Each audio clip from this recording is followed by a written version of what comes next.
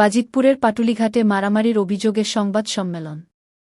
বাজিতপুর প্রতিনিধি ছবি চিত্র বিস্তারিত। কিশোরগঞ্জের বাজিতপুর উপজেলার পাটুলিঘাট এলাকায় স্পিডবোট ঘাট নিয়ন্ত্রণকে কেন্দ্র করে হামলার অভিযোগে সংবাদ সম্মেলন করেছে এক ভুক্তভোগী। ২-৩ জুলাই রাত ৮টার দিকে উপজেলার জুম্মাপুর এলাকায় ভুক্তভোগী জিয়াউল হক এ সংবাদ সম্মেলনটি করে। এ ঘটনায় ৪ জন আহত হয়ে বর্তমানে হাসপাতালে চিকিৎসাধীন রয়েছে বলে জানান তিনি। জিয়াউল হকের দাবি, তিনি পাটুলি ফেরিঘাটে বৈধ লাইসেন্সপ্রাপ্ত স্পিডবোট পরিচালনার দায়িত্বে রয়েছেন। কিন্তু স্থানীয় কিছু প্রভাবশালী ব্যক্তি মিলে অবৈধভাবে ঘাট দখল করে গত ২.৫ মাস যাবত যাত্রী প্রতি ৫০ টাকা করে চাঁদা আদায় করে আসছে। গত ২৩ জুলাই দুপুর ১টার দিকে পাটুলি ফুড ল্যান্ড ক্যাফেতে অবস্থানকালে অভিযুক্ত মাহিবুর রহমান তার কাছে চাঁদা দাবি করে।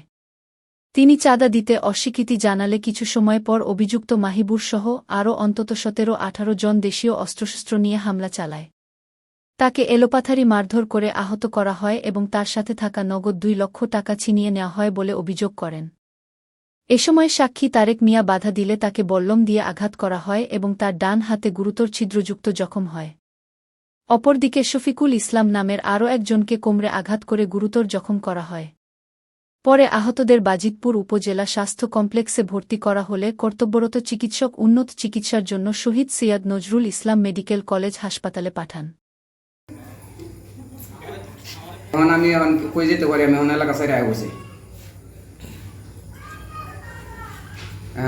লোক আছে প্রায় ৫০ জন। থানায় অভিযোগ দিয়েছেন, থানায় মামলা হয়েছে? থানায় মামলা দিয়েছি। এখন থানায় সারাদিনে ঘুরে গাড়ি মামলা দিয়ে শেষ করে এখন এই জায়গা পাইছি। বিচার পাইছি সারা এলাকার ভিতরে, সারা মানে বিচার আপনার কাছে না, সারা মানে বিশ্বের কাছে আমি চাইতেছি অন্যায়ভাবে এরা এগুলা করবে কেন। কালকে ২৩ তারিখ না, আজকে ১২টার দিকে।